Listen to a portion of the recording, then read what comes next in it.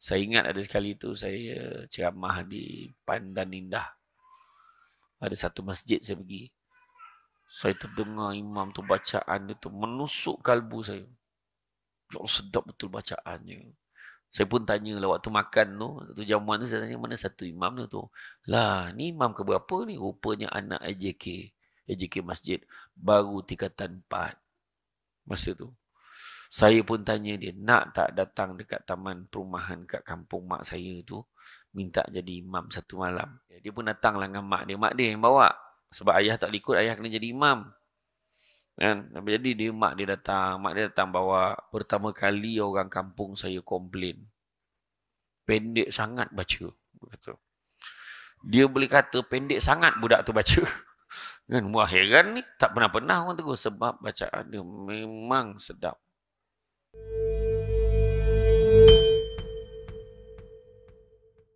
Di mana yang kita maklum, kita tak berapa hari lagi dah nak puasa. Walau macam mana kita tunggu, walau macam mana kita tak tunggu, walau macam mana kita bersedia ataupun tak bersedia, Ramadan tetap akan datang. Ya, Ramadan tetap akan datang. Sama ada kita hidup ataupun tidak, Ramadan tu tetap akan hadir. Ya? Ramadan akan hadir untuk bertemu dengan umat Islam di seluruh dunia. Ya, yang mana kita tahu Ramadan ini adalah satu bulan yang dinanti-nantikan kerana di dalamnya tersimpan pelbagai kelebihan, tersimpan pelbagai keberkatan, kerahmatan, keampunan, pembebasan daripada api neraka. Semuanya ada di dalamnya. Gandaan pahala yang luar biasa, semuanya ada di dalamnya. Itu sebabnya kita kena bersyukur. Itu sebab malam ni pun kita dengar imam ulang menunjukkan penegasan keinginan kita, kesungguhan kita nak sampai pada bulan Ramadan. Wabalighna Ramadan, wabalighna Ramadan, wabalighna Ramadan. Minta sampaikanlah kami kepada bulan Ramadan. Maka bila kita ni sampai Ramadan, janganlah kita jadi macam budak-budak yang tak tentu arah. Budak-budak tak tentu arah ni maksudnya tak tahu apa benda nak buat, kan? Ke kiri tidak, ke kanan tidak, ke depan tidak, ke belakang tidak. Ya? Orang puasa, dia pun puasa, tapi huhara. Kan? Tak tahu. Itu tak tahu, ni tak tahu. Kalau dia kanak-kanak umur 10 tahun, tak apalah, ni dah berumur 40 tahun kanak-kanak tu. Jadi bila dah kanak-kanak berumur 40 tahun, silap lah kalau dia kata dia tak tahu. Dia masih lagi memilih untuk kata tak tahu. Dan bila datangnya bulan Ramadan ni kita anggapkan sebagai tetamu. Tetamu ni adalah yang hadir. Orang, maksud tetamu ni orang yang hadir ke rumah kita, ke tempat kita, menziarahi sama ada diundang ataupun tidak diundang. Itu maksud tetamu. Jadi bila kata tetamu ni datang, sama ada bersedia tak bersedia, kita tetap kena hadap sebab dia dah datang. Dia dah sampai kat depan rumah. Maka suka tak suka kita pun buka lah pintu. Kan kita buka pintu, maka datanglah dia. Maka dalam keadaan tetamu datang ataupun tidak, dalam hal ini bila datangnya tetamu diundang ataupun tidak diundang, biasanya tetamu ni apa yang kita buat? Pertama, kita akan memberikan layanan yang baik. Kedua, kita akan memberikan senyuman yang ikhlas dan berlapang dada. Yang ketiga, kita akan memberikan keperluan mengikut kemampuan kita. Dan begitu juga kita akan memberikan kemudahan yang terbaik kepada tetamu kita. Bila sebut layanan yang baik, maka layanlah Ramadan ni dengan sebaik mungkin. Layan Ramadan ni sebaik mungkin. Sebab contohlah kalau yang datang tu penyanyi, mungkin lain. Yang datang tu pelawak, lain. Yang datang ke rumah kita tu Samsul Debat. Mungkin orang tu boleh gelak-gelak, boleh borak-borak, boleh santai-santai. Tapi yang datang tu tiba-tiba Imam Besar Masjid Nabawi. Contohlah. Dia datang, kita pun layan dengan terbaik. Suka tak suka kita pun layan lah. Tak tahu sampaikan sarung dengan selipar kat kaki dia. Tentulah nak melayan tetamu yang kita sanjung ni lah. Tentulah keadaan dia. Layanan yang terbaik. Senyuman yang manis. Bagi itulah senyuman yang paling manis kita boleh berikan. Seronok kita orang hebat-hebat datang ke rumah kita. Kemudian begitu juga kita akan memberikan kemudahan yang terbaik. Contoh dia masuk rumah kita, dia kata, Boleh tak nak tumpang tandas? Kita pun cakap, boleh. Mari sini ikut saya. Ikut dia bawa masuk dalam bilik utama. Kenapalah masuk bilik utama ni? Tak apa, bilik tidur saya, bilik air dia special sikit, selesa untuk awak. Kemudahan terbaik. Ataupun dia kata, boleh tak tak nak tumpang tandas? Minta maaf lah, 5 hari tak ada air. Contohnya kan. Kita pun bawa lah pergi kedai Tom Yum kat depan sana. Kebetulan toilet tu paling bersih, kita boleh bagi kat dia. Itu cerita tadi. Dan begitu juga kita berlapang dada. Tapi sekarang ini kita tengok bagaimana keadaan manusia dalam menerima kehadiran Ramadan. Ada 3 jenis manusia. Manusia yang pertama, dia rasa sedih dengan ketibaan tetamu tu. Sedih dia dengan ketibaan puasa. Seolah-olah nak mati sangat lah. Sebab tak boleh makan, sebab tak boleh itu, tak boleh ini. Pada dia lah. Main bola tak boleh. Itu tak boleh. Lepas tu nak bersuka-suka dengan kawan-kawan, lepak main bola sampai pukul 7, 8 malam. Kadang-kadang main bola sampai pukul 8 malam, 9 malam. Main bola sampai pukul 3, 4 pagi main futsal tu. Gila betul. Tak ada akal betul main sampai pukul 3, 4 pagi tu. Fikir kan. Kan dia boleh main bola sampai 3, 4 pagi. Tak tidur. Qiyamul Lail dia main bola. Kan? Tetapi dia fikir sebabkan bulan puasa, dia tak boleh buat dah benda tu. Dia rasa semua ni, Ramadan ni penghalang pada dia. Ada orang rasa macam tu. Sedih je. Siap cakap dengan anak dia, nak, hari ni last kita boleh makan ya. Esok tak boleh makan dah. Sedih betul bapa. Anaknya okey. Bestnya puasa. Mesti banyak makanan. Anak dia fikir macam tu waktu berbuka puasa. Contoh. Tu yang pertama. Kategori yang kedua. Tetamu ni datang. Ramadan datang. Sama je kat dia. Datang tak datang sama je.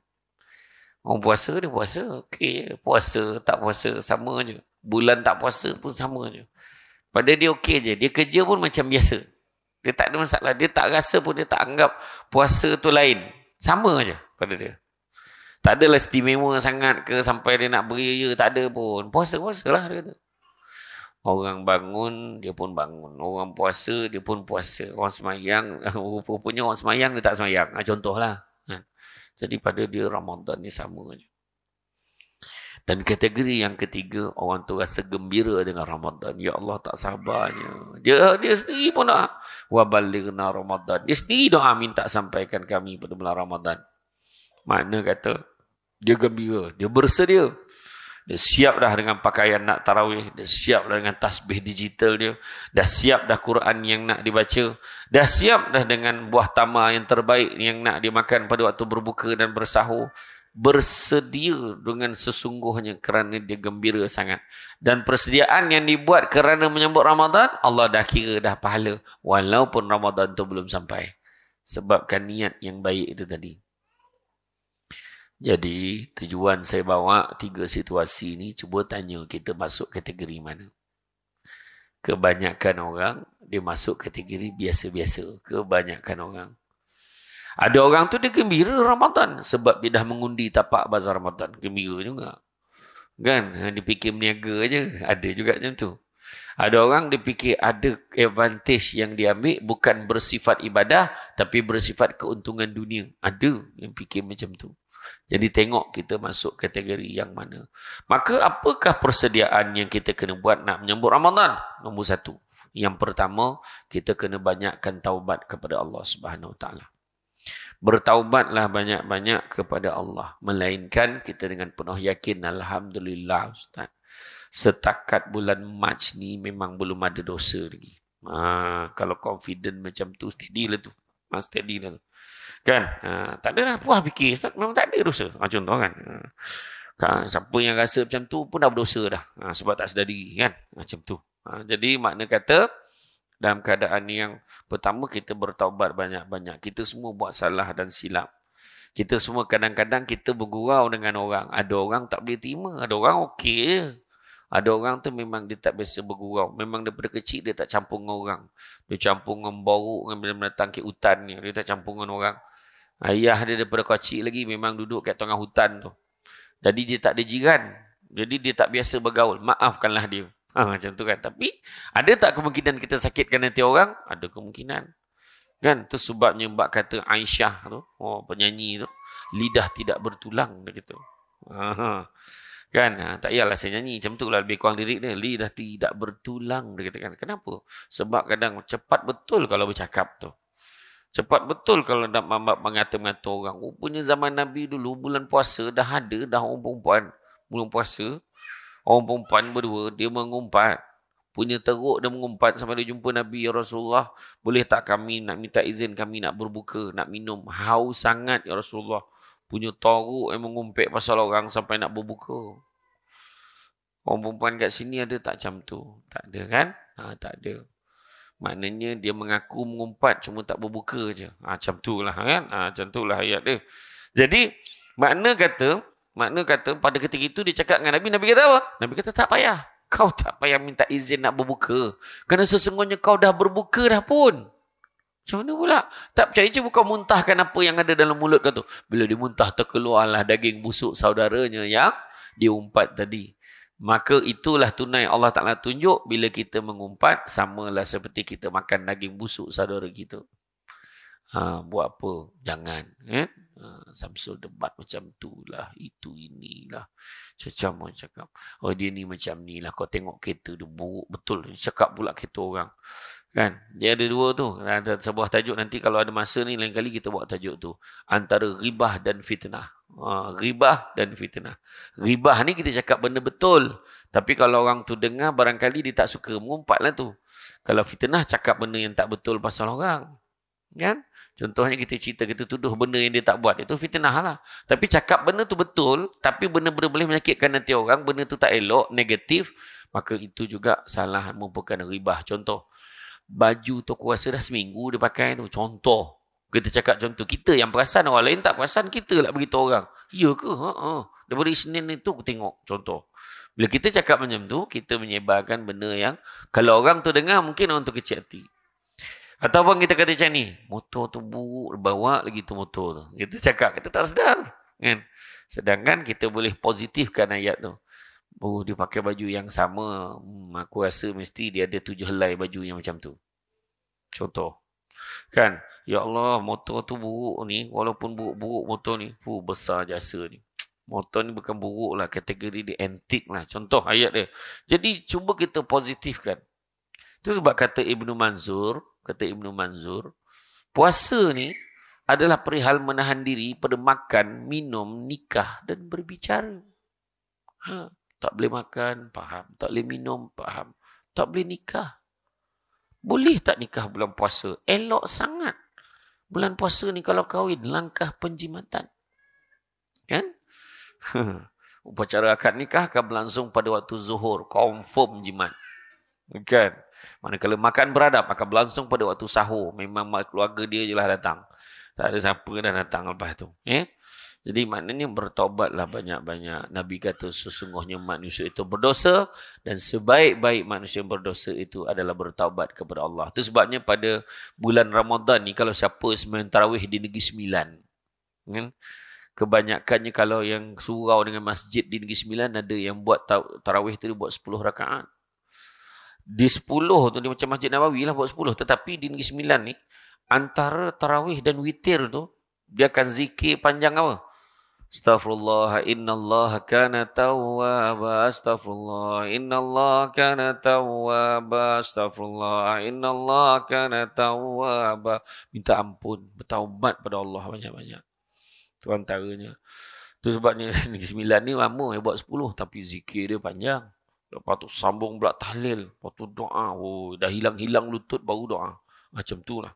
Tapi, mana kata kita bertaubat kepada Allah banyak-banyak. Itu yang pertama. Kemudian persediaan yang kedua adalah mempertingkatkan kualiti ibadah kita. Macam mana nak tingkatkan kualiti ibadah kita?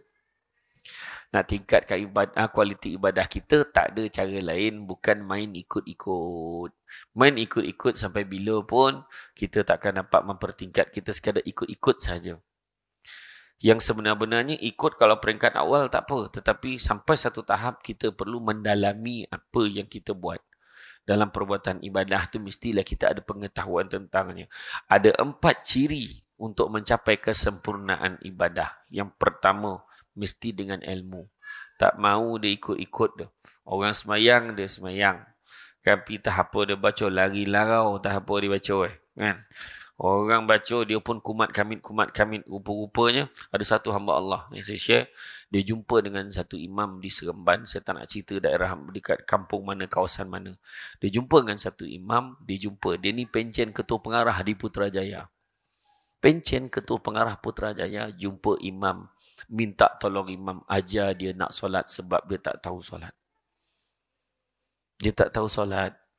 Bayangkan selama ni dia solat, dia ikut-ikut, dia menangis-nangis, dia minta imam ajar dia. Tapi imam kata, tak apa macam ni. Pada waktu zuhur, waktu asar, kalau awak semayang tu, awak ikut je dulu. Nanti malam antara maghrib dengan isyak, saya ajar. Dia kata macam tu. Dia buatlah. Adalah yang cakap, dah tua pun nak belajar. Sebenarnya, kita tak boleh cakap macam tu. Sebab, mana kita tahu, jangan-jangan dia solat dia lebih baik daripada kita yang perasan betul tadi. Tu yang kita kena faham. Tu sebabnya pertama mesti dengan ilmu. Kena belajar. Cantik teluk pantainya landai, tambik perahu tepi kuala. Biarlah buruk kain yang dipakai, asalkan penuh ilmu di dada. Kena belajar. Tak tahu tanya. Ya, tak tahu tanya. Tu sebab dia kata kicau-kicau tiung batu, hinggap sebentar di dahan mati. Sudah resam adat orang tak berilmu.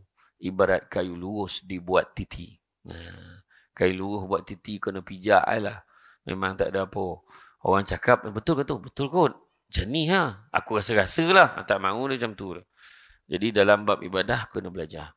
Kan? Saya sendiri pun tak tahu, saya tanya. Saya tanya mana guru-guru tu, saya tanya. Kalau macam ni, macam mana keadaannya? Kalau ni okey ke tak? Tanya. Kan? Jangan mengaku koyok macam kau bagus sangat kan? Nama Samsul Debat bukannya bagus sangat. Dekat sini semua lagi tinggi ilmu daripada Samsul Debat. Tapi kita belajar. Sentiasa nak belajar dan belajar. Itu sebab ada satu kata ahli falsafah barat ni, dia kata, buta huruf pada hari ni bukannya orang tak boleh membaca. Buta huruf hari ni adalah for those who fail to learn, relearn and unlearn. Dia kata macam tu. Apa maksud itu? Tak ada apa nak urai, tak ada bahasa Inggeris tu macam tu lah kan. Macam tu lah. Carilah sendiri makna dia. Buta huruf ni bukannya orang tak boleh baca tau, tapi orang yang tak nak belajar. Orang yang tak nak belajar, orang yang tak tahu mana yang dia tak sepatutnya belajar dan tak tahu mana sepatutnya dia teruskan belajar. Macam tu. For those who fail to learn, unlearn and relearn. Macam tu. Jadi kita kena belajar dan belajar. Itu pertama. Mana mesti dengan ilmu. Ni semayang. Ke takbir. Macam-macam cara takbir kan. Bersilat pun ada. Oh, macam tu. Risau orang sebelah. Ni pahal ni kalau bagi keris jadi ditikam ni kan. Itu pertama. Kan? Kalau kita tengok perangai-perangai orang. Tengok orang duduk antara dua sujud. Tengok orang rukuk macam mana. Tengok. Macam-macam kita boleh tengok. Kan? Macam-macam kita boleh tengok. Kadang-kadang dia nak semayang dekat kursi, dia tak larat. Tapi dia tak tahu kedudukan kursi dia tu kat mana sepatutnya dia letak bila dia semayang. Kan? Kadang-kadang macam-macam. Orang macam-macam. Kalau kita tengok bila tak berilmu ni. Dan tak nak pula bertanya. Itu yang susah tu. Kan? Kemudian, bila cerita tentang yang ketiganya pula. Yang pertama tadi, saya kata tadi apa? Ilmu. Yang kedua, mestilah ikhlas. Nak capai kesempurnaan ibadah ni ikhlas. Ada orang dia semayang sebab apa? Mak mentua dia datang rumah. Mak mentua datang rumah langsung semayang. Dia baca doa kunut daripada atas katil. Biar mak mentua dengar bunyi dia baca kunut. Allahumma hdina fiman hadait. Mak mentua bilik sebelah. Salat subuh menantu aku. Macam tu. Sebenarnya dia baring. Kan? Contohlah contoh kan. Jadi mana kata ikhlaskan hati kita. Kemudian yang ketiga, ada perubahan pada tindak tanduk dan perangai. Mesti ada kesan. Ibadah ni mesti ada kesan yang baik. Kalau perangai makin tahu, maknanya ada masalah dengan ibadah kita. Ada masalah. Ya, kemudian seterusnya apa? Seterusnya yang keempatnya adalah mestilah dimulakan dengan niat. Empat-empat ni kena ada. Inna a'malu binniat. Semua ni niat kita. Apa kita nak letak niat kita? Lillahi ta'ala, lillahi ta'ala. Ya, jadi kemudian apa lagi? Kemudian persediaan yang seterusnya adalah melakukan ibadah tambahan. Ibadah tambahan ini dilakukan untuk mengisi masa terluang, antaranya tadarus. Kita membaca Al-Quran. Masalahnya Ustaz. Saya ni baca merangkak. Dia kata.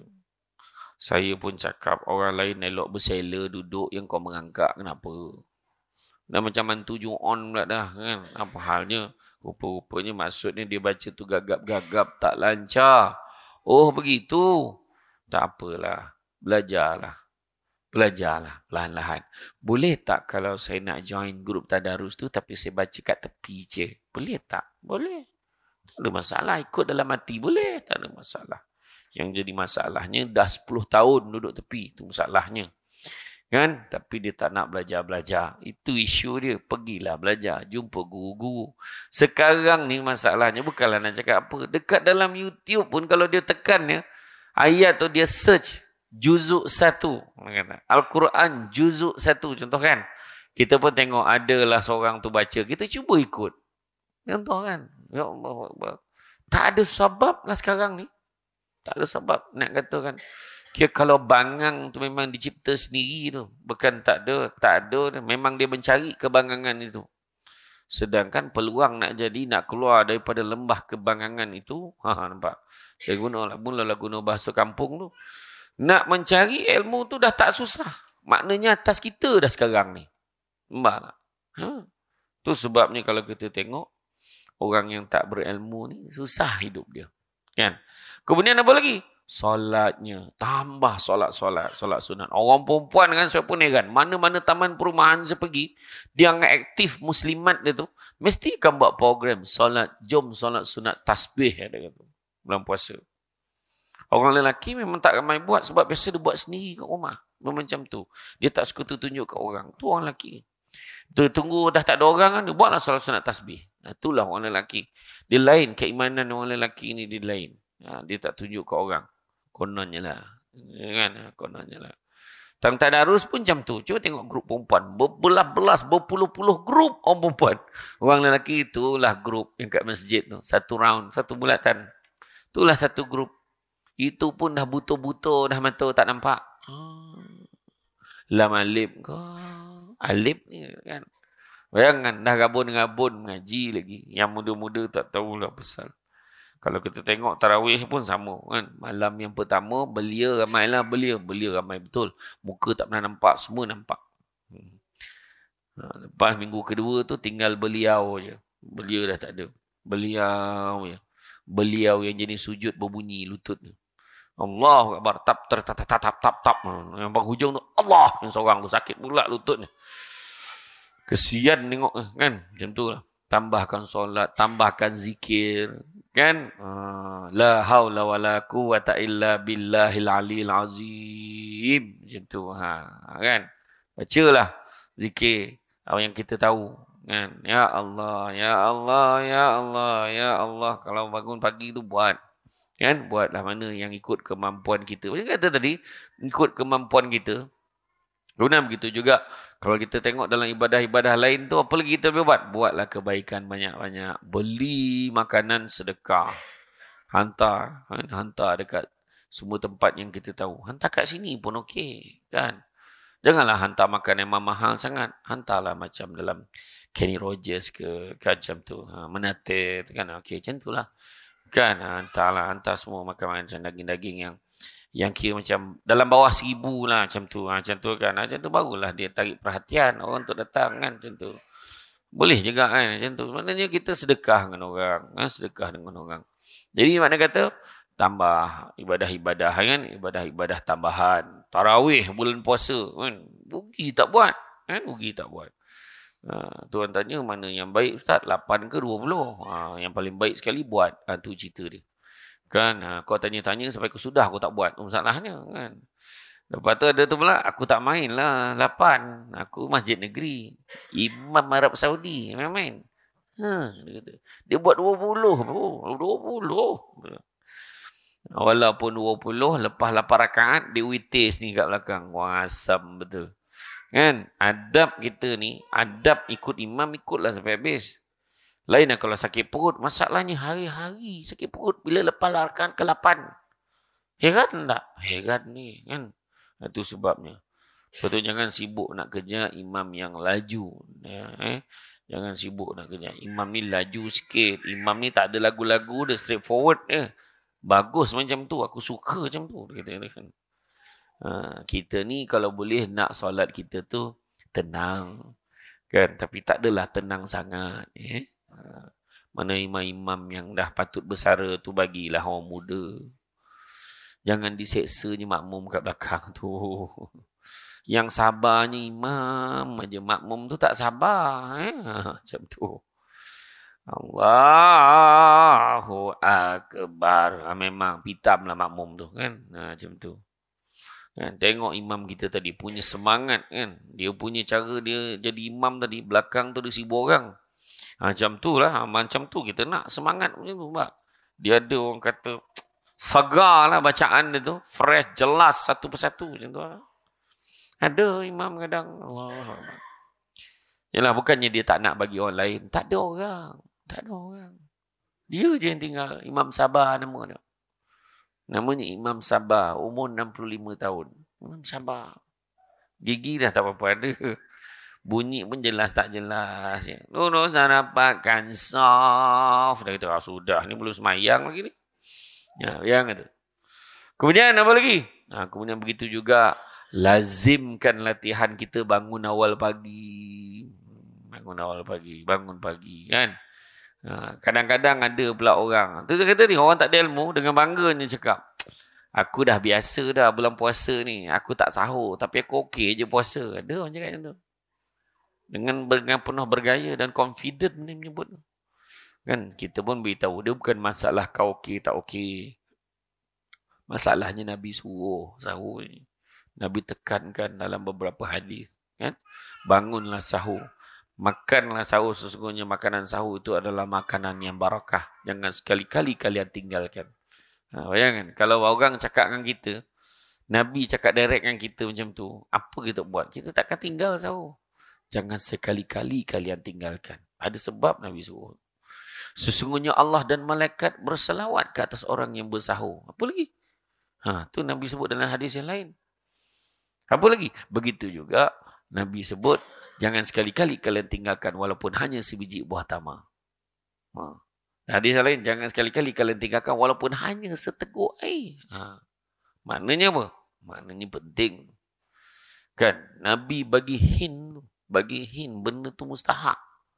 Tiba-tiba pula kita, aku okey. Memang sebulan ni, sekali pun aku tak sahur. Steady tak steady? Masalah aku steady, masalahnya. Kan? Masalahnya Nabi suruh, sunnah Nabi. Kenalah belajar. Kawal perbuatan dan elak melakukan perkara negatif. Bulan puasa buatlah perangai elok-elok. Kawallah diri kita. Daripada sekarang dah jaga diri baik-baik.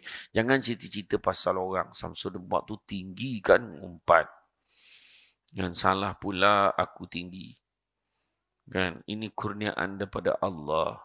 Saya tak minta dilahirkan seperti model seperti ini. Macam tu. Model kan tinggi-tinggi. Melainkan model minyak cakapak kan. Tapi nak cerita kan kadang kita daripada sebelum bulan puasa tu dah terlalu banyak buat benda negatif. Akhirnya terbawa-bawa sampai bulan puasa. Kan? Dah biasa tengok movie. Kan? Bila tengok movie dia cerita orang putih lah tu. Bila Mat Saleh tu bercium, dia boleh cakap dengan dia, tutup mata. Yang dia tengok. Dah. Ayah dia pula cakap dah sudah. Nampak tu? Ayah mananya ayah tahu. Ayah dia tengok. Nampak? Tengoklah benda-benda yang baik. Layan-layan pun tengok drama-drama yang baik. Tengoklah. Drama-drama, kalau nak tengok TV tu drama yang ada mesej Ramadan. Ada mesej ibadah. Yang dia tengoknya Melun untuk Firdaus. Kan? Melun untuk Firdaus 2 kan dah start dah. Belum lagi? Oh, belum. Nak keluar dah lah. Nak keluar sangat dah kan?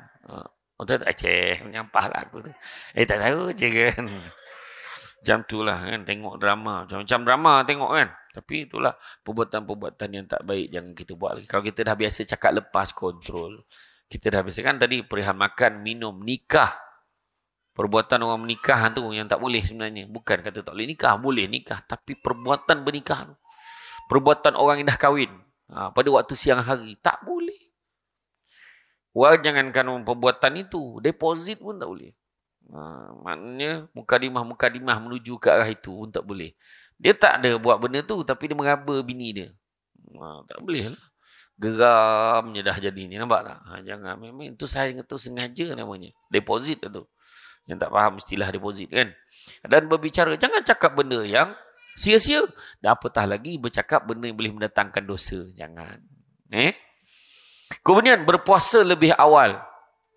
Maksud berpuasa lebih awal tu adalah kita buat contohnya macam sekarang kita tahu kan, masuk bulan Rejab, orang dah mula puasa sunat Rejab. Masuk bulan Syakban sampai 15 Syakban orang puasa sunat Syakban, tetapi tidaklah lebih daripada 15 hari bulan, melainkan orang yang berhutang. Kalau dia ada lagi yang belum ganti, dah puas dah nak mengejar, itulah masa yang dia ada, cepat-cepat ganti. Kan? Ataupun satu lagi golongan, ada satu pandangan kata, orang yang memang sepanjang hayat dia istiqamah, tak pernah tinggal puasa sunat Isnin Khamis, orang tu diberikan kelonggaran. Tapi sesaja nak test, tak boleh. Itulah. Berpuasa lebih awal. Kemudian, kita baru dalam bab puasa ni, kita kena ingat, sahur kita disunatkan melewatkan sahur. Melewatkan sahur tu bukanlah pukul 8 pagi, itu breakfast. Ya, melewatkan sahur tu ambil waktu hujung. Kalau sahur, contoh subuh pukul 6.12. 6.12 mungkin 6 suku lah. Mungkin kita pukul 5.45 tu kita dah start makan. Kalau nak ikut sunnah Nabi betul-betul, berhenti pada waktu imsak. Waktu imsak dah berhenti dah. Tu ikut sunnah Nabi lah. Baca niat. Kan? Bila sebut pasal niat ni, kadang-kadang ada orang bergaduh tu. Nawaitu sawma ghadin an adai fardi syahri Ramadan hazi sarati lillahi ta'ala. Boleh lah. Baca. Tapi niat tu mesti kita faham niat tu. Kadang niat ni kadang yang orang Melayu lah. Bukan orang Melayu. Kalau kau tak baca niat, penat kau puasa. Enggak tak, daripada kecil kita dimomokkan macam tu. Sebab kita tak bawa hasrat kita tu sekali dalam hati. Jadi kita terpaksa lah. Sedangkan bila kita niat, kita sendiri nak buat. Macam tu. Aku niat nak kahwin dengan dia. Maknanya betul-betul lah kau nak dekat dia. Kan? Tapi terlupa. Tiba-tiba dah bersandingnya. Apa hal? Contoh lah kan. Jadi bukan kerelaan hati dia. Kalau faham lah, segemar bagi contoh kahwin. Biar senang faham. Macam tu. Jadi, mana kata kadang-kadang dalam bab niat tu, kalau kita kunci jam. Besok nak bangun pukul 5 lah. Contoh kan. Itu pun satu bentuk niat nak puasa. Kita pun siap. Ni barang-barang ni dah siap telur berapa biji. Ada biji telur. Okey, besok bolehlah masak telur dadah untuk sahur ni. Itu pun niat nak puasa tu. Kan? Tu sebab kalau imam, yang kebanyakan imam lah, bila dia jadi imam tarawih, lepas witir, lepas zikir tu, lepas tahlil, dia baca doa, hujung tu, walhamdulillahirabbil alamin, taqabbalallahu minkum. Minna wa minkum taqabbal ya karim. Bismillahirrahmanirrahim. Imam tu memimpin niat tu. Nawaitu sawma ghadin an adai fardi syahri Ramadan hazihi sanati lillahi ta'ala. Dia pun baca. Ada yang cakap tak dengar pun, makna dia balik awal. Macam tu lah cerita. Okey, macam tu. Kemudian apa? Kemudian juga persediaan untuk bulan puasa ni, dah training, dah makan sikit-sikit je. Jangan makan banyak. Bila makan banyak, perut jadi berat. Bila jadi berat, payah nak qiyam. Bulan puasa ni dua perkara penting. Siyam dan qiyam. Puasa dan bangun ibadah ni penting. Itu sebab saya berusaha mengurangkan berat badan saya sekarang. Tengok perut sekarang. Kalau tidak, tu membukit perut saya. Kan? Kena kurangkan. Sebab kalau tidak, nanti berat nak bangun. Nak ibadah pun rasa. Aduh. Contoh, menung punya lama mengenung masa depan dekat katil tu. Apakah yang berlaku di dalam hidupku ini? Habis waktu sahur.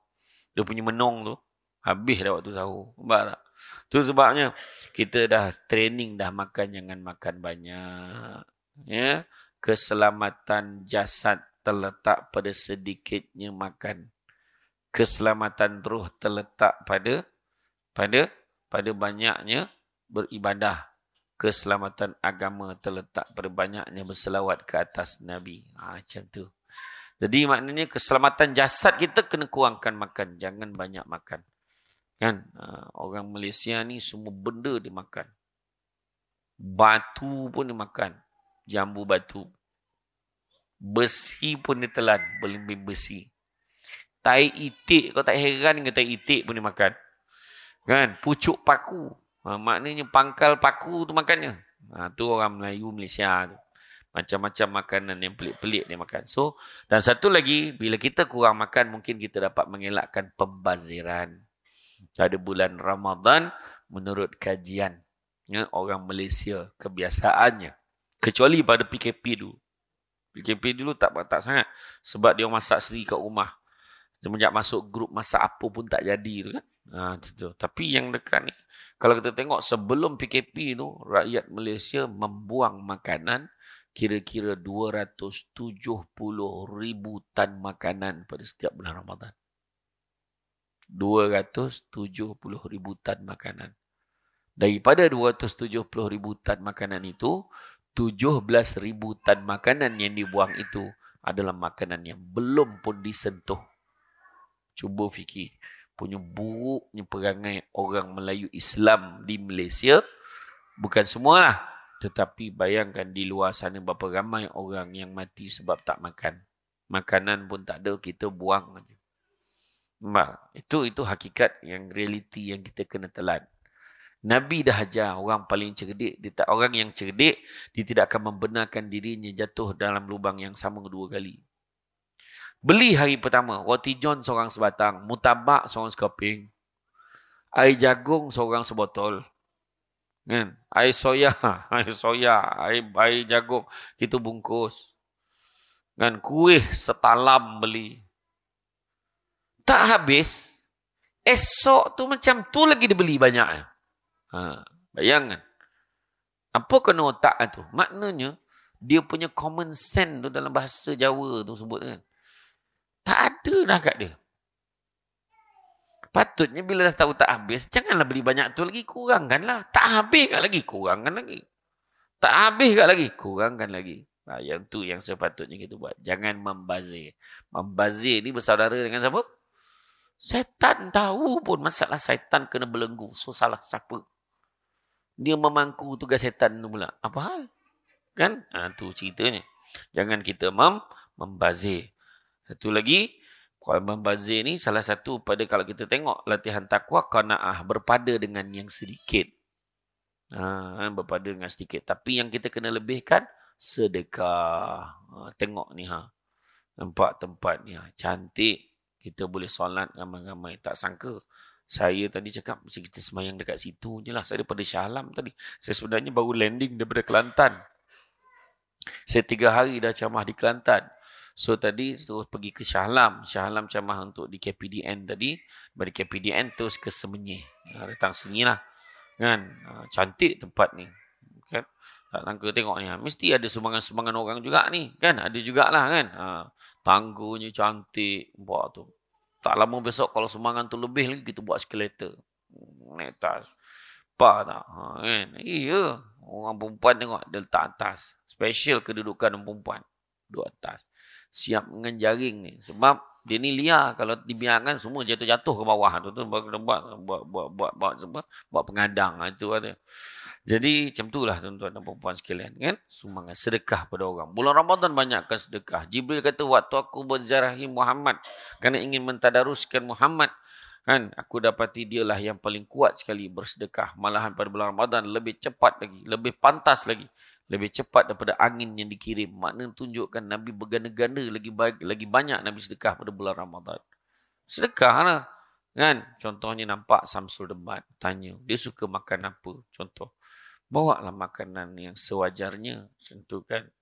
Samsul Debat ni dia suka apa? Itulah Ustaz, dengar-dengar Ustaz baru nak pergi umrah ni, saya sedekah lah. Contoh lah, contoh. Kan? Sedekah, bagi. Nampak? Contoh nak bagi duit raya kat mak kita. Janganlah bagi pada pagi syawal. Bagi pada bulan Ramadan. Dekat-dekat nak raya tu bersih dalam bulan Ramadan. Bagi duit raya time tu. Baru cara. Kan? Assalamualaikum mak. Salam mak. Alung dah bank in kan dah duit raya kat mak. Ya ke? Alung bank in kan 1,000. Ya Allah, apa awal sangat bagi. Besar pahalanya bulan Ramadan mak. Ya ke? Maknanya pagi raya dapat lain tak? Tu susah tu soalan tu kan. Kalau dah bagi pula. Kalau macam tu kita kena bagi dua. RM900 bagi pada bulan Ramadan. Lagi 100 tinggalkan sikit dalam envelope untuk bagi pada pagi raya. Macam tu. Kan? Jadi sedekah. Banyakkan bersedekah. Tu pun nak training juga. Ini tak. Dekat-dekat nak raya baru sibuk tukar nak duit keras. Nak duit baru. Sekarang tukar. Tak ada persaingan. Tukar sekarang. Pecah-pecahkan siap-siap letak dalam beg. Tinggal dah standby dah nak sedekah kat orang. Macam tu lah. Masuk masjid, masuk 2-3 helai. RM3 contoh. Nampak tu budak tu tengah bawa tisu dengan apa tempat makan tu kan. Tolonglah, tolong. Dia menipu tak menipu lentak ni. Mesti ni dek. Bagi dia RM3. Bagi dia RM5. Bagi RM10. Berapa nak bagi? Nampak tabung. Masuk. Nampak tu. Tabung derma kilat. Contoh. Untuk settlekan ni bagi. Kadang heran. Derma kilat untuk settle bil tertunggak Astro. Tu aku tak faham. Kan itu aku tak faham kenapa kan. Macam tu kan. Kalau bil rumah ke apa semua faham lah kan. Macam tu. Kan? Jadi waktu tidur kita pun kita kena susun. Kan? Kemudian pastikan kesihatan kita baik. Kan? Kesihatan baik. Buat pemeriksaan. Tengok darah tinggi kita macam mana. Tengokkan dengan gula kita macam mana. Kalau gastrik, kita dah tahu dah apa ubat nak cari. Contohnya cari susu kambing Samsul Debat. Contoh. Gastrik, GERD, pedih hulu hati. Contoh. Kan? Tengok. Pastikan kesihatan kita. Nak menyambut Ramadan ni. Kemudian, tetapkan matlamat kita. Aku nak khatam Quran 2 kali. Boleh? Macam tu. Aku nak khatam Quran sekali. Tengok Imam Syafi'i. Imam Syafi'i khatam Quran berapa kali? Ceteka. Imam Syafi'i khatam Quran berapa kali? Imam Syafi'i khatam Quran dalam bulan Ramadan kira-kira 2 ke 3 kali sehari. Bukan 2 kali sebulan, bro. 2 ke 3 kali sehari. Nak cerita apa? Kita ni nak nghabiskan satu juzuk. Berapa lagi? Tanya dia. Tanya berapa helai lagi. Bayangkan. Itu Imam Syafi'i. Tuan-tuan sekalian. Tetapkan matlamat. Aku tak nak tinggal tarawih kali ni. Kan? Aku dah target dah. Aku nak buat solat sunat tarawih. Saya ingat ada sekali tu saya ceramah di Pandan Indah. Ada satu masjid saya pergi. Saya terdengar imam tu bacaan dia tu menusuk kalbu saya. Ya Allah, sedap betul bacaannya. Saya pun tanya lah waktu makan tu jamuan tu saya tanya mana satu imam tu.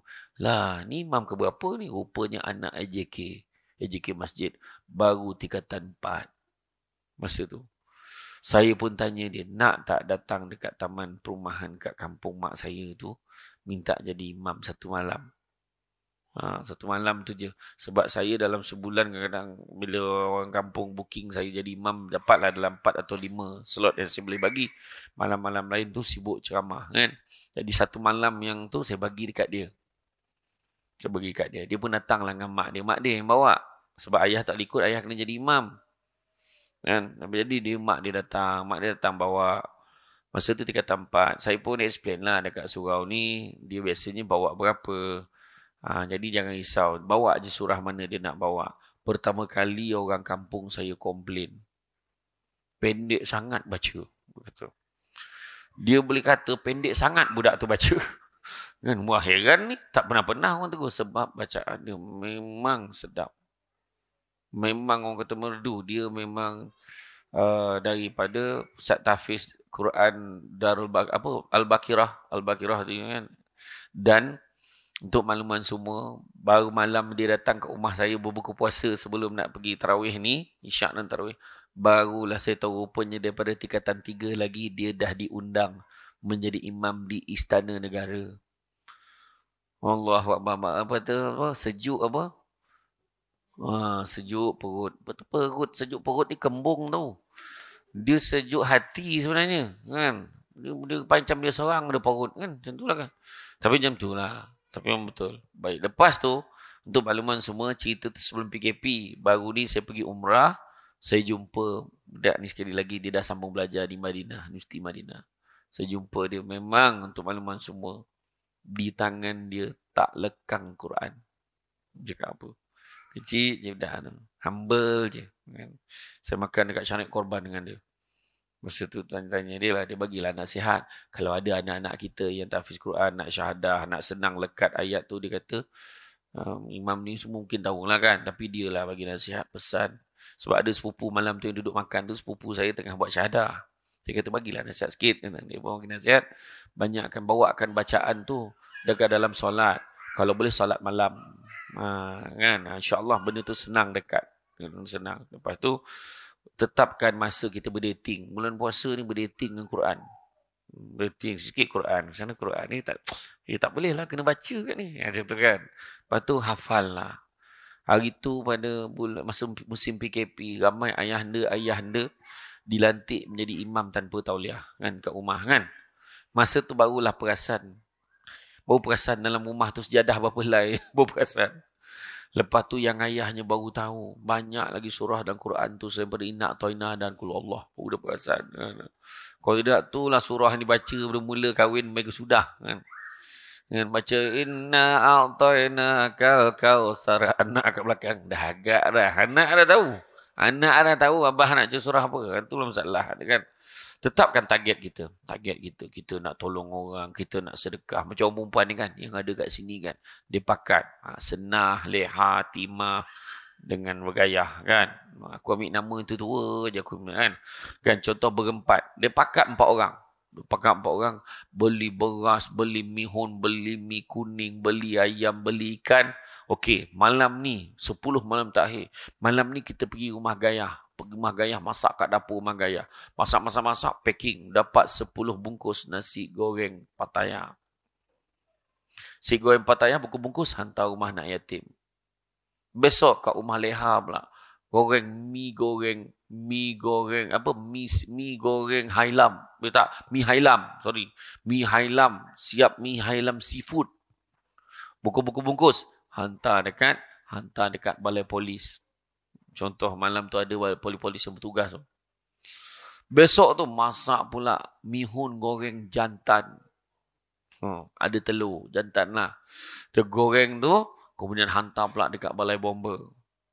Malam keempat, sampai malam ke-10. Tak kena satu malam pun Lailatul Qadar. Nampak tak? Tu cara dia. Orang perempuan ni cukup senang dapat malam Al-Qadar. Dia bangun, siapkan sahur, ikhlaskan hati, niatkan Allah. Ya, jangan komplain. Hantar kuali tu. Tak. Aku je masak. Tegak masak. Yang bilik mampus, buta je dia marah dengan bilik. Janganlah macam itu kan. Ada sebab orang perempuan itu boleh masuk syurga dengan memilih pintu ikut mana-mana pintu ikut pilihan hati dia. Orang lelaki mana boleh pilih pintu dapat masuk syurga untung. Semua neraka. Duduk bawah ni termasuk yang bercakap. Kan? Kita ni senang masuk neraka. Orang perempuan kena tahu tu. Orang lelaki senang masuk neraka. Tapi orang perempuan, dia dah senang masuk syurga, dia tak nak. Dia pilih melawan suami dia. Menyawab, tetap menyawab. Ada je tak puas hati. Kan? Contoh, ni bukan marah dia. Contoh, orang perempuan yang hadir kat sini semua baik-baik. Kan? Semua baik-baik. Tak ada siapa pemungut kena naik tangga tadi. Tak ada.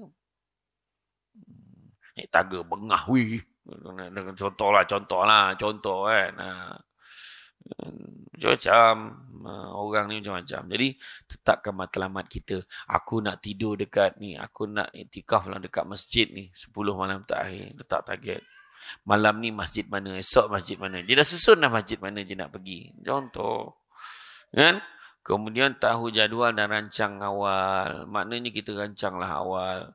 Kan? Kita buat ibadah ni. Pada bulan Ramadan keadaan lebih bersedia. Tak nak jadi macam dulu-dulu. Kalau kita tengok kan, budak-budak kecil kalau puasa dia tengok jam. Tak gerak jam tu. Jam ni rosak kot. Budak-budak macam tu. Masuk sekolah menengah, dia dah pandai berkawan. Dia tak rasa pun. Dia rasa tiba-tiba dah buka. Tapi dia rasa apa? Lambat betul nak raya. Tapi kanak-kanak macam kita, baru je puasa itu, dah puasa balik. Betul kan? Tu tandanya apa? Tandanya nak mati. Tak payahlah kau hurai lagi ayat tu. Memang nak mati, dekat sangat dah nak mati tu. Betul. Dia kalau cepat masa berlalu, tu tanda dekat dah dengan kematian. Apa lagi nak cerita? Apa tanda-tandanya? Kata malaikat maut, dia cerita dengan Nabi Yaakob, ada 3 tanda. Pertama, badan yang tegap sudah mula menjadi lemah. Dah ada loh. Dulu kuat kan. Boleh bawa kereta. Bawa batu-batu straight daripada Johor sampai ke Kedah. Lek. Sekarang kejap berhenti, terkencing. Kejap lek lu. Ngantuk. Semuka. Maknanya apa? Lemah dah. Badan kau yang tegak sudah mula menjadi bongkok. Dah ada belum? Dah ada dah. Rambut kau yang hitam sudah mula menjadi putih. Dah ada belum? Dah ada. Kalau dah ada 3-3 standby lah. Apa lagi nak buat? Tapi itulah dia. Bulan Ramadan ni kita kena, bila kita bersedia, maknanya kita ambil berat tentang Ramadan. Berat. Kalau kita tengok kan, sebenarnya kenapa kita katakan bulan Ramadan ni bulan latihan? Sebab ukuran kejayaan kita adalah waktu selepas kita graduate pada pagi raya. Graduate tu, kita tengok. Kena pula, macam tahun ni raya jatuh hari apa? Hari apa perempuan? Dia dah tahu. Dia tahu dah hari apa. Nampak tak? Kan? Dia tak bahaya sangat. Yang selalu bahaya kalau raya jatuh hari Jumaat. Orang lelaki cukup bahaya. Hari Khamis atau Jumaat. Sebab hari Khamis, raya kedua tu tengah beria lagi raya. Dia boleh cakap, ramai orang. Hari ni Jumaat ke weh? La ilaha illallah. Tak perasan orang dah balik semalam Jumaat. Dia nak kena sekel kepala tu. Kan? Maknanya, ramai orang kadang-kadang. Dia boleh tinggal semayang macam tu. Sibuk beraya, tak teringat nak singgah, nak solat. Tak teringat dia nak kena solat. Suruh asar waktu berjalan tu. Hilang dah. Bersalam tak kira siapa. Ada. Sepupu tak sepupu. Salam. Kan? Lainlah kalau memang sama jantina. Aku tak boleh salam kau. Kau sepupu aku. Bukan macam itu. Dah siap dah senarai. Jap boleh salam. Macam tu kan siap dah senarai dah. Sebab nak jaga kan. Ada orang malam raya punya jagalah dia ibadah setiap malam. Malam last tu dia boleh terfikir pergi dekat pasar lambak tu. Kan malam yang biasa malam orang tengah lelong malam last tu. Seluar tu biasanya harga RM120 selai. Dia nak tunggu jadi RM10 RM120 helai. Dia nak tunggu jadi macam tu. Memang tak kena dapat sampai pagi. Dia tunggu. Tahan mata dia tu. Kuih bahulu tu, dia longgok tu, lambak tu RM10 dapat 50 bekas. Beli. Bawa balik. Punggah. Lepas tu sampai kat rumah. Tidur kejap lah. Jaga-jaga dah hasar. Ada orang macam tu. Ada. Dia boleh datang jumpa. Dah lah terlupa pula. Dah lah terlupa lah bayar zakat. Bayangkan. Jangan COVID. Betul. Kita ni yang paling, orang kata, kita yang paling hebat lah, paling baik sekali kan. Kita bayar zakat ni sebelum solat sunat tu. Betul lah. Tapi jangan confident sangat melainkan bapa mentua kita yang serumah dengan kita tu amil. Jangan main-main buatnya terlajak kau. Jangan lah. Ya? Itu sebabnya. Jangan kita main-main tentang itu. Rancang. Bayar zakat. Apa tu salah kira pula tu. Kira tanggungan berapa tu semua pap. Dia dah bayar, balik rumah baru ingat. Dia bayar untuk orang, dia sendiri tak bayar. Ada juga yang macam itu. La ilaha illallah. Tu belum cerita dia yang tanya, Ustaz, kalau saya kerja di Semenyih, kampung kat Johor, yang paling afdal bayar kat mana? Saya kata, bayarlah di Semenyih. Sebab kita kerja kat sana, cari rezeki kat sana. Tak boleh ke bayar kat Johor? Tadi kau tanya aku. Kau kan mengundang soalan tu kan. Kau tanya aku, afdal tadi tu. Kau nak bayar Johor sekali kau lah. Tapi kau kata afdal kan. Boleh tak bayar Johor? Boleh. Tapi paling baik bayar kat tempat cik rezeki. Kau ram betul dan macam tu soalan. Semua cik pasal tanya soalan macam tu kan. Kan? Jadi itu persediaan. Lagi satu lagi. Kan kita tahu Nabi 10 malam terakhir tu Nabi macam mana? Oh, Nabi mengetatkan ikatan kain sarung dia. Lagi kuat Nabi beribadah. Ini lagi kau longgarkan. Geram aja. Itu yang soalan tanya kat saya tu. Ustaz, kalau kita kan suami isteri, kita gitu-gitu, dia kata kan, kita bersama, tiba-tiba azan subuh. Macam mana? Dia tanya saya soalan tu. Masa tu saya forum perdana dengan Abang Samsul Rau di masjid dekat Bukit Aman tu. So lepas ceramah tu soal jawab, seorang perempuan tu lah tanya, kalau saya sedang kita sambung kahwin, kemudian kita bersama, tiba-tiba azan, macam mana? Abang Samsul Rau kata soalan ni bagi dia jawab. Apa pula kau lagi lama kahwin je kat dia? Kau lah jawab kan? Jadi saya cakap sebelum saya jawab, saya nak tahu dulu masa azan tu dah sudah ke atau sedang? Saya tanya macam tu, semua orang gelak. Ngomong polis tu gelak. Betul lah, kita kena tahu fakta tu dulu. Kalau dah sudah, dah selesai, tengah relax. Allah Akbar, dah azan. Kan? Jadi jangan panik. Masuk bilik air, ambil wuduk, mandi wajib, keluar, kita solat subuh dan berpuasalah seperti biasa. Habis tak sahur? Kau anggaplah tadi tu sahur kau. Macam tu, payah sangat kan? Macam tu. Payah bona kan? Macam tu. Lepas tu, tapi kalau sedang berlangsung, tengah beria, tengah berusaha tu, contoh. Tiba-tiba azan, Allahu Akbar. Macam mana nak buat? Berhenti. Tu je. Berhenti. Contoh suami kata. Atau isteri, bang berhenti bang. Azan. Okey, berhenti. Janganlah Allahu Akbar. Sikit lagi. Jangan. Jangan. Tu yang bagi faham. Dah bagi faham. Supaya jangan besok tak pasal-pasal kita kena bayar. Tahu? Macam tu lah. Jadi, saya kata tadi, kenapa dikatakan bulan latihan? Bulan latihan. Kenapa? Sebab kita akan cuba setelah berlatih mempraktikkannya dengan lebih pesat lagi selepas daripada kita training. Contoh, kalau kita tengok betapa hebatnya bulan Ramadan ibadah ni boleh jadi insurans untuk kita kat dalam kubur. Dalam kubur, malaikat yang nak menyeksa kita dah standby.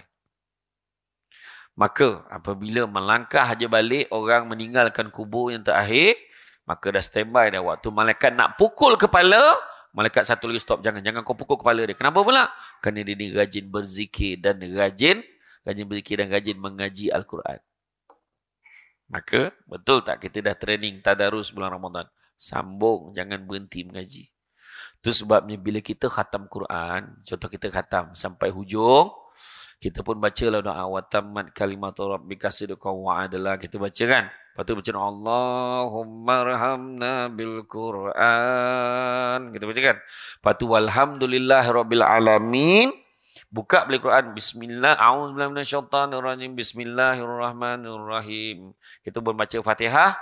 Kita baca muka surat pertama Al-Baqarah tu. Bismillahirrahmanirrahim. Alif lam mim. Zalikal kitabul la raiba fihi hudal lil muttaqin. Habis tu sadaqallahul azim. Maknanya terus sambung. Faham tak? Maknanya sebab kita tahu kita nak sambung balik. Betul yang jadi orang tu dah kata Allah marham dah khatam langsung tak ngaji-ngaji dah lepas tu. Berabuk Quran tu dekat atas lemari tu. Nampak tak? Sebenarnya macam tu bila dah habis dah doa tu terus buka mushaf pertama baca. Kemudian sambung lepas Fatihah baca Baqarah ayat muka yang surat yang pertama tu. Lepas tu sadaqallahul azim kita pun simpan sebab niat nak sambung daripada situ balik semula. Macam tu. Dah nak pukul kepala tak boleh, malaikat kata jom kita bantai perut dia. Malaikat satu lagi tahan, jangan kau pukul perut dia. Kenapa pula? Kerana dia ni rajin amalkan puasa sunat. Nampak tak? Habis puasa sunat Ramadan, puasa Ramadan yang wajib ni, sambung puasa 6. Kemudian buat puasa sunat Isnin Khamis. Buatlah puasa-puasa sunat yang kita tahu buat. Puasa sunat yang Albid, puasa sunat hari putih. Buat. Tak boleh pukul kepala. Tak boleh pukul perut. Kita bantai kaki dia. Nak bantai kaki, malaikat pun tahan. Jangan pukul kaki dia. Kenapa? Kerana dia ni rajin qiyamul lail. Rajin bangun malam. Ramadan kita training bangun malam. Kan? Rajin bangun malam. Qiyam al-lail. Mesti bangun beribadah. Baru nama di qiyamul lail. Bangun konceng tidur balik tak kira. Ya. Lepas tu, jangan lupa. Sebelum saya mengakhiri ceramah malam ni, jangan lupa satu malam yang sangat hebat iaitu malam 7 likur. Malam apa? Malam Al-Qadar. Lailatul Qadri khairum min alfi syahr. Yang mana malam Al-Qadar ini lebih baik pada 1000 bulan kak, bukan malam, 1000 bulan. 1000 bulan bersamaan dengan 83.333. 83 tahun lebih. Hidup pun belum tentu lagi sampai 80. Betul tak? Jadi rugilah kita kalau satu malam yang kita lepaskan. Sedangkan kita ada peluang. Lepas tu adalah yang makcik tu lah sebut. Malam tu kita kena menyalakan pelita. 10 malam terakhir, biar dia terang. Barulah malaikat nampak rumah kau. Kau ingat malaikat tu gabun macam kau. Kan? Kalau malaikat tu turun, dia akan terus target rumah orang beribadah. Nak pasang pelita, pasang lah. Nak bagi cantik aja, nak hiasan rumah, tak ada masalah pun. Tapi jangan letakkan macam tu sebagai kepercayaan dia. Kan? Jadi kejarlah. Kejarlah malam Al-Qadar itu. Rugi kita. Tu sebabnya selalu dia bagi tajuk apa? Andainya ini Ramadanku yang terakhir. Kena anggaplah ni yang terakhir. Kita tak tahu. Tengok hari tu PKP. Kan? Jangan terpedaya dengan muda. Sebab mati tak syarat tua. Jangan terpedaya dengan sihat. Sebab mati tak syarat sakit. Itulah realiti hidup kita. Kan? Ada orang elok, sihat. Tiba-tiba mati. Pahal tercokit sudu. Mati. Ada orang tu elok je kan. Makan elok je selera. Rupa-rupanya makan berselera tiba-tiba juga salah satu tanda nak mati. Kan? Ya. Dia rasa gelisah. Dia rasa ada benda. Tapi dia nak cerita dengan orang tak boleh. Tu dia. Dia benar sama tak macam malam Al-Qadar tu. Kalau orang tu nampak tanda Al-Qadar tu, dia nak cerita dengan orang. Malam tadi kan Lailatul Qadar. Alhamdulillah lah aku jumpa Lailatul Qadar malam tadi. Confirm bukan. Dia cerita-cerita pula dengan orang. Kalau dia cerita pun, dia tunggu dah lama baru dia cerita. Dah itu bulan Ramadan, Alhamdulillah, aku dapat jumpa. Tapi kau hanya cerita dengan orang tau. Aku nampak tanda yang macam, iya ke? Untunglah kau. Macam tu. Dia tak cerita, tak heboh-heboh dengan orang. Aku nampak pokok tu sujud kau. Iya. Masa aku laluan tu, dekat Semenyih tu. Nampak? Rupa pokok tu tumbang kan. Macam pemenang kajang tu mengalih kan pokok tu kan. Jadi, tuan-tuan dan puan-puan, rasa cukuplah sekadar itu. Yang paling penting sekali, bak kata orang, cantik dipandang rumah penghulu, kaitu ukir dari papan, alang-alang menuntut ilmu, sebutir pasir, kembangkanlah menjadi intan. Jangan kita sia-siakan. Bulan Ramadan ni, Allah Ta'ala dah beritahu dalam Quran surah Al-Baqarah ayat 183, Ya ayuhallazina amanu kutiba alaikumusiyam, kama kutiba alallazina min qablikum la'allakum tattaqun. Dia beritahu, wahai orang-orang beriman. Dia tak cakap orang semuanya. Dia tak cakap orang Islam pun tak sebut. Orang beriman. Orang itu terpercaya dan yakin. Kan? Kutiba alaikumusiyam. Diwajibkan ke atas kamu berpuasa. Maknanya ye. Dengan geng plastik hitam tak beriman. Macam tu lah. Pukulan kan. Saya fikir macam tu lah. Kan? Allah Ta'ala jadikan orang yang ponteng puasa. Orang yang tak puasa, Allah jadikan dia lagi teruk lapar daripada orang puasa. Tak cari tanya orang perempuan kan? Yang ABC tu. Yang Allah bagi cuti. Dia tanya. Sebab dia bukan boleh makan sesuka depan orang. Kan? Mana nak makan ni? Weh. Dia kata macam tu kan? Boleh tu. Kan? Tapi sekali dia dapat, kau tengok licin dengan kotak-kotak telannya. Macam tu lah. Jadi rasa cukup sekadar. Mudah-mudahan sama-sama kita sebar panjangkan dan kita amalkan. Dan saya minta maaf. Kata orang, budak-budak membuat galah nak menjolok buah berangan. Kalau dia silap dan salah, dikata tidak, dicaci, jangan. Tenang-tenang, air di laut, sampan kelok, medik ke Tanjung, hati terkenang, belum menyebut jasa baik. Pihak penganjur hari ini menjemput rasa nak junjung. Jadi itu saja daripada saya. Yang baik itu datang dari Allah SWT. Mana kurang itu macam kelemahan saya sebagai manusia biasa. Pokok sekayu daun selasih. Thank you, terima kasih. Assalamualaikum warahmatullahi wabarakatuh.